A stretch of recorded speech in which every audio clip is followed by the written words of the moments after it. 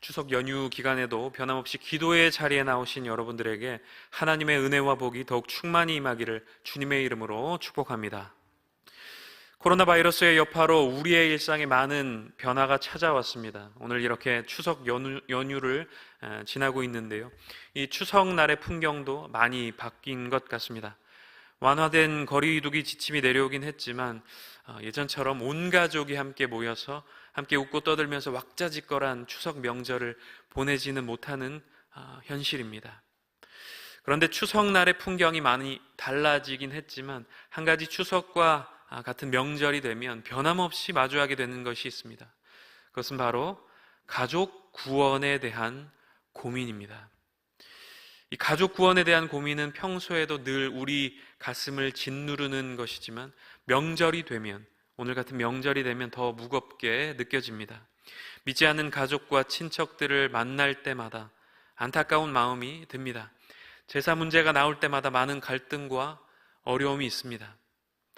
저들도 어서 빨리 예수님을 믿었으면 좋겠다. 저들도 빨리 구원 받았으면 좋겠다. 이런 안타까움이 오늘 같은 명절을 지날 때면 어김없이 올라옵니다.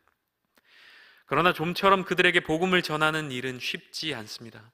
복음을 전한다 해도 실제 그들이 예수님을 영접하는 일은 많지 않습니다.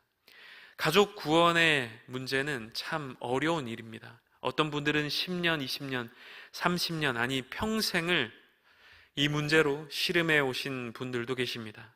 하지만 힘들다고 해서 포기할 수 있는 문제가 아닙니다. 왜냐하면 이것은 천국을 가느냐 지옥을 가느냐 하는 문제이기 때문입니다. 사랑하는 가족이 지옥에 떨어져 영원의 형벌을 받는 것을 원하는 사람은 아무도 없을 것입니다. 모두가 함께 저 천국에서 만나 복락을 누리기를 원합니다. 그래서 가족 구원은 언제나 우리의 깊은 고민이 될 수밖에 없습니다. 그런데 어떻게 하면 그들을 주님께로 인도할 수 있을까요? 어떻게 하면 그들이 예수님을 참 하나님으로 구원자로 영접할 수 있을까요? 오늘 본문 말씀은 그런 고민을 가지고 있는 우리들에게 좋은 길잡이가 됩니다. 오늘 본문 말씀인 출애굽기 18장 말씀은 모세의 장인 이드로가 딸과 손자들을 데리고 모세를 찾아간 장면입니다. 그는 마음씨 착한 선한 사람이었습니다. 이 이드로라고 하는 사람은 말이죠. 모세가 처음 애굽에서 도망쳐 나와서 광야에서 길을 잃고 방황할 때에 그가 낯선 이방인임에도 불구하고 따뜻하게 그를 맞아주고 돌봐줬습니다.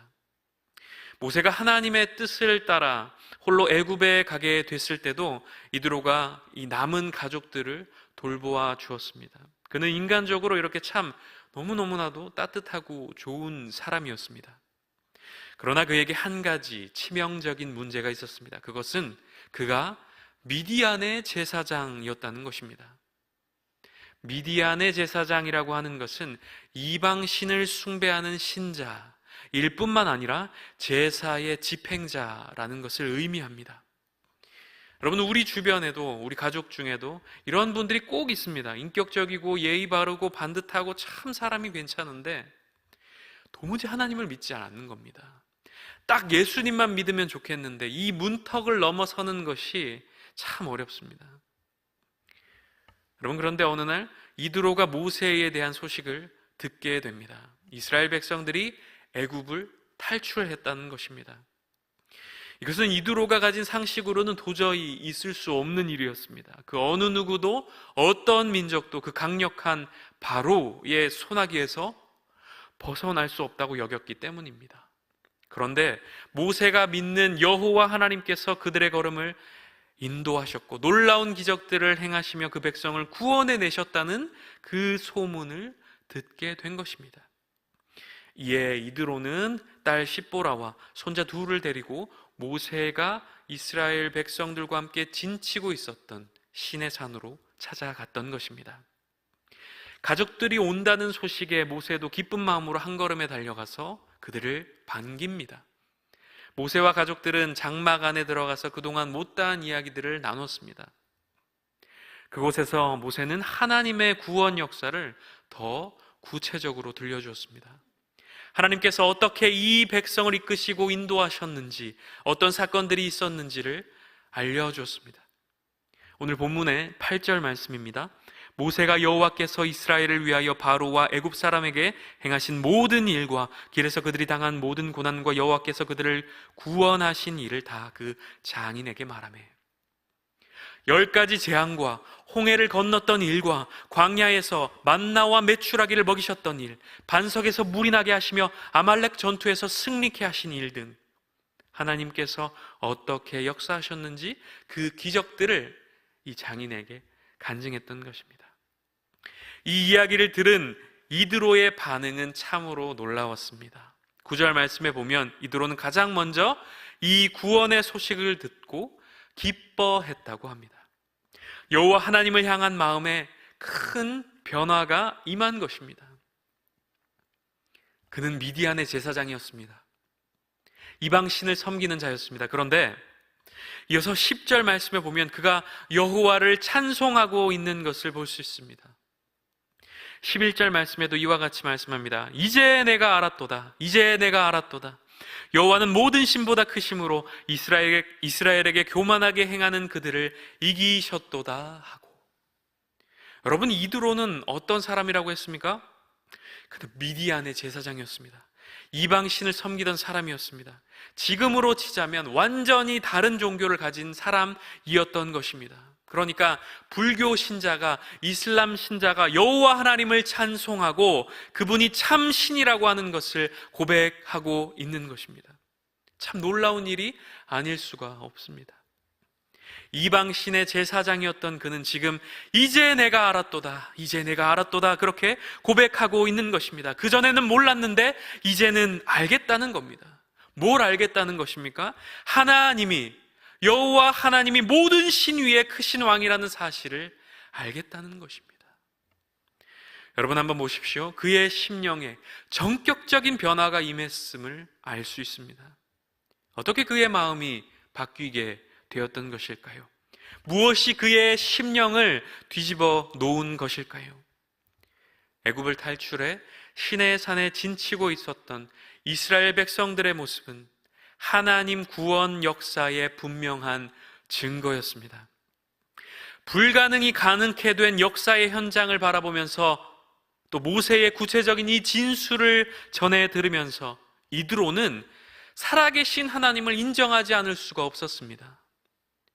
어쩌면 처음 모세에 대한 소문을 듣기만 했을 때는 그도 반신반의했을지도 모릅니다. 설마 그런 일이 진짜 있었겠어? 어떻게 그런 일이 가능하지? 어떻게 그 수많은 사람들이 바로의 손에서 벗어날 수 있었지? 어떻게 홍해 바다를 건넜지? 어떻게 그 광야길에서 살아남을 수 있었던 거지? 정말 그들이 믿는 하나님이 이런 기적을 나타내 보이신 것일까? 그는 여러 가지 많은 생각이 들었을 것입니다. 그런데 이드로가 가족들과 함께 이스라엘 백성들이 진친 시내 산 어귀에 이르렀을 때에 그는 놀라지 않을 수 없었을 것입니다. 정말 그 이스라엘 백성들이 그곳에 모여 있었던 것입니다. 아, 정말 그렇구나. 그 일이 모두 사실이었구나. 이미 이드로는 그 시내 산 어귀에서 그 광경을 지켜보며 전율하고 있었을 것입니다. 그리고 이어진 모세의 구체적인 진술들이 이드로의 마음을 더욱 확신하게 만든 것입니다. 여러분, 바로 이것입니다. 삶 속에 임하신 하나님 역사의 증거. 이것이 이드로의 마음을 움직인 핵심 요소였던 것입니다. 가족 구원, 영혼 구원을 위해 필요한 것이 무엇입니까? 당연히 복음 메시지를 전해야 합니다. 그런데요, 우리 삶 가운데 하나님께서 일하고 계시다는 것을 분명히 보여줄 필요가 있습니다. 하나님의 역사의 증거를 제시할 수 있어야 한다는 것입니다. 말로만 하나님 살아계신다고 하면 좀처럼 믿지 않습니다. 삶으로 증명할 수 있어야 한다는 것입니다. 우리의 삶에 불가능이 가능케 된 역사를 보여줘야 한다는 것입니다. 하나님이 우리 삶 가운데 분명히 살아서 역사하신다는 것을 증명할 수 있어야 한다는 것입니다. 우리 삶에 하나님께서 이렇게 역사하셨다는 간증거리들이 있어야 한다는 것입니다.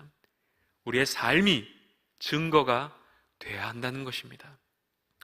사랑하는 여러분, 하나님의 복을 충만히 받아 누리는 삶을 사시기를 바랍니다.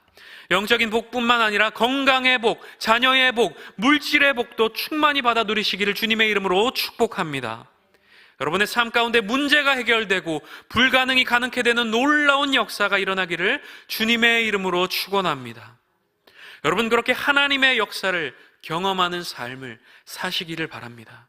그래서 믿지 않는 가족, 친척, 이웃들이 여러분의 삶의 그 증거를 통해 살아계신 하나님을 발견할 수 있기를 소망합니다. 아, 예수 믿는다고 하더니 그래서 저렇게 복을 받는구나. 아, 예수 믿는다고 하더니 그래서 저렇게 잘 되는구나. 저 문제가 저렇게 해결되네? 저 일이 저렇게 풀리네? 하나님이 정말 살아계시는구나. 저분의 하나님이 진짜 하나님이시구나. 모세의 삶 가운데 임한 하나님의 역사를 목도하며 이드로가 고백했던 것처럼 여러분의 삶이 증거가 되어서 이러한 고백들이 터져나오기를 주님의 이름으로 축원합니다.